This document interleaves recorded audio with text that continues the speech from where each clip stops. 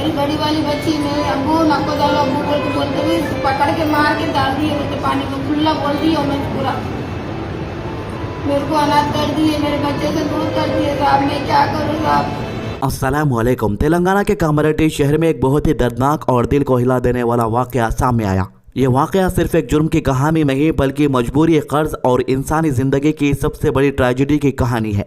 इस वाकये ने पूरे इलाके को हिला कर रख दिया है और लोग अभी तक समझ नहीं पा रहे हैं कि एक बाप का दिल इतना सख्त कैसे हो सकता है कि वो अपनी ही 3 बेटियों की जिंदगी अपने हाथों से खत्म कर दे। ये वाकया तेलंगाना के कामारेड्डी में हुआ, जहां एक ऑटो ड्राइवर जिसका नाम इस्माइल बताया जा रहा है अपनी जिंदगी में चल रहे कर्जों और मुश्किलात से इतना परेशान हो गया था कि उसने एक ऐसा कदम उठा लिया जिसका सोचना भी किसी के लिए मुमकिन नहीं होता।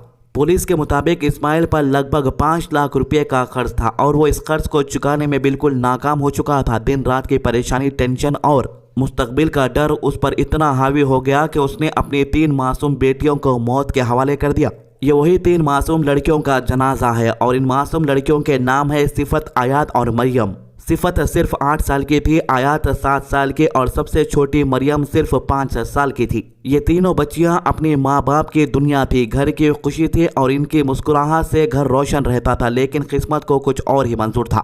7 मार्च को सुबह लगभग 10 बजे के आसपास बच्चियां अचानक लापता हो गई। इनकी मां ने जब देखा कि बच्चियां घर पर नहीं है और कहीं भी नजर नहीं आ रही है तो वो घबरा गई। हर जगह तलाश करने के बाद भी जब बच्चियां नहीं मिली तो वो सीधा पुलिस स्टेशन पहुंची और कंप्लेंट दर्ज करवाई। पुलिस के मुताबिक लगभग 3:30 बजे शाम को ये शिकायत मिली कि 3 छोटी बच्चियां सुबह से लापता है। पुलिस ने इस मामले को संजीदगी से लिया और तुरंत कार्रवाई शुरू कर दी, क्योंकि बच्चियों के या बच्चों के गायब होने का सिलसिला तेलंगाना में जारी है। हालांकि पुलिस वाले मिसिंग कंप्लेंट्स के अंदर फौरन एक्शन लेते तो सुप्रिंटेंडेंट ऑफ पुलिस ने फौरन एक्शन लेने का हुक्म दिया और 5 अलग अलग पुलिस टीम बना दी गई जिसका काम सिर्फ बच्चियों को ढूंढना था। पुलिस ने आरबी नगर के आसपास के इलाकों में लोगों से पूछताछ शुरू की। हर गली, हर मोहल्ले में लोगों से सवाल किए गए। बच्चियों की तस्वीरें व्हाट्सएप ग्रुप में भी सर्कुलेट की गई ताकि अगर किसी ने उन्हें कहीं देखा हो तो फौरन पुलिस को इन्फॉर्म करे। शुरू में सबको लग रहा था कि शायद लड़कियां कहीं घूमने चली गई होंगी या किसी के घर चली गई होंगी, लेकिन धीरे धीरे पुलिस को कुछ शक होने लगा। इन्वेस्टिगेशन के दौरान जब पुलिस ने बच्चियों के वालिद इस्माइल से पूछताछ की तो उसके जवाब बार बार बदलते रहे। कभी वो कहता था बच्चा फास्ट फूड सेंटर गई है, कभी कुछ और कहानी सुनाता। तो वालिद की बातों में कंसिस्टेंसी नहीं थी और पुलिस को उस पर शक होने लगा। इसी शक को दूर करने के लिए पुलिस ने आसपास के सीसीटीवी कैमरास की फुटेज चेक करना शुरू कर दिया। जब पुलिस ने फुटेज देखी तो ऐसा मंजर सामने आया जिसने सबको हिला कर रख दिया। सीसीटीवी फुटेज में साफ नजर आ रहा था कि इस्माइल अपनी तीनों बेटियों को लेकर एक लेक की तरफ जा रहा था, यानी एक तालाब की तरफ। पुलिस ने जब और फुटेज देखी और इन्वेस्टिगेशन को आगे बढ़ाया तो हकीकत धीरे धीरे सामने आती चली गई। नाम क्या तेरा? इस्माइल। क्या काम करता? क्या काम करता? सुने ये आज तक मैं डालता हूँ तेरी। डालो जी भैया। हाँ, फिर बाद में तेरी भारी पड़ती। सुने हाँ, क्राइम पेट्रोल है ना, क्राइम पेट्रोल में डालते हैं। नाम बोल पूरा। इस्माइल। इस्माइल। बाप का नाम? राज मोहम्मद। राज मोहम्मद। गाँव कौन सा? रामपुर। रामपुर। इधर कहीं के लिए आया था कामारेड्डी में रहने? जीने के लिए। जीने के लिए। करता क्या काम? ऑटो चलाता। ऑटो चलाता। नन्नू भाई के ऑटो। नंदो भाई की। दोस्ता कितने है तेरे? दोस्तों कोई भी नहीं मेरे इधर। फिर रोजा रखा है? रोजा नहीं है। क्यों? मुसलमान नहीं होता? है मुसलमान। सरनेम क्या है? वहाँ छोड़ा जी। किधर? हो यासीन की दुकान पे, दरगाह के पास। कार है ना। कार इधर दरगाह के पास है? राइट साइड में कार वो क्यों छोड़ा? लेके क्यों गया? क्यों छोड़ा? तो कस्टमर आए थे इसके लिए। कस्टमर क्यों आते हैं? नहीं, आज तक मैं डालता हूँ ना उसको। आज तक मैं डालता हूँ, क्राइम पेट्रोल में डालता हूँ। हाँ? भारी पड़ता। महीने गए भैया। उन्होंने बाजी उन्होंने बोले तो वो बाजी काम करने आते ना। क्या अब उनको मालूम वो भैया। कौन? नगर वाली बाजी? नहीं, कौन बाजी? गिट्टी से। तो पुलिस को पता चला कि इस्माइल अपनी तीनों बेटियों को तालाब के पास ले गया था और यहीं इसने पानी में धक्का दे दिया। तीनों मासूम बच्चियां पानी में डूबकर मर गई। ये मंजर इतना दर्दनाक था कि जो भी सुन रहा था उनकी आंखें भर आ रही थी। जब पुलिस ने इस्माइल को दोबारा इंटरोगेट किया तो आखिरकार उसने अपना जुर्म कबूल कर लिया।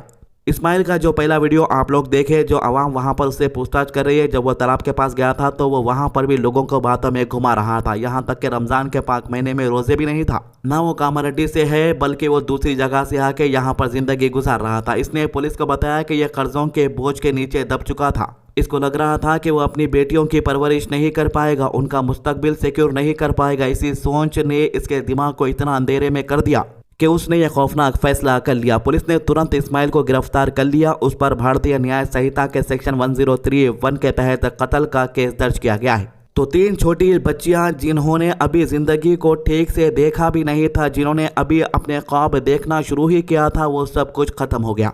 उनकी हंसी, उनकी मासूमियत और उनका बचपन सब कुछ एक पल में खामोशी में बदल गया। यह वाकया हर वालिदैन के लिए एक सबक है और समाज के लिए एक वार्निंग भी। जिंदगी में मुश्किलात और कर्ज जरूर आते हैं, लेकिन किसी भी मासूम की जिंदगी से बढ़कर कोई प्रॉब्लम नहीं होती। हर मुश्किल का हल होता है, लेकिन किसी की जिंदगी छीन लेना कभी भी हल नहीं हो सकता। इस्लाम में वालिदैन को बच्चों के लिए रहमत और जिम्मेदारी दी गई है। बाप और माँ का फर्ज है कि वो अपने बच्चों की हिफाजत करे, उनकी परवरिश करे, उनको तालीम दे और उनको प्यार और अमन का माहौल दे। नबी करीम सल्लल्लाहु अलैहि वसल्लम ने बच्चों के साथ नरमी, मोहब्बत और रहमत का हुक्म दिया। अगर कोई माँ बाप अपनी औलाद का कत्ल कर दे तो इस्लाम के नज़दीक ये दोहरा गुनाह है। पहला गुनाह कत्ल का और दूसरा अपनी जिम्मेदारियों को तोड़ने का, क्योंकि बच्चे अल्लाह की अमानत होते हैं और जो वालिदैन को दिया जाते हैं। कुरान में अल्लाह ताला ने खास तौर पर मना किया है कि फ़ख्री या गुर्बत के डर से अपनी औलाद को कत्ल ना करो। जाहिलियत के दौर में कुछ लोग गरीबी के डर से अपने बच्चों को मार देते हैं। इस्लाम ने अक्सर इस रिवायत को सख्ती से ख़त्म किया और फरमाया कि रिस्क देने वाला अल्लाह है। मतलब अगर इंसान गरीब भी हो तो भी उसको अपनी औलाद की जान लेने का कोई हक नहीं है।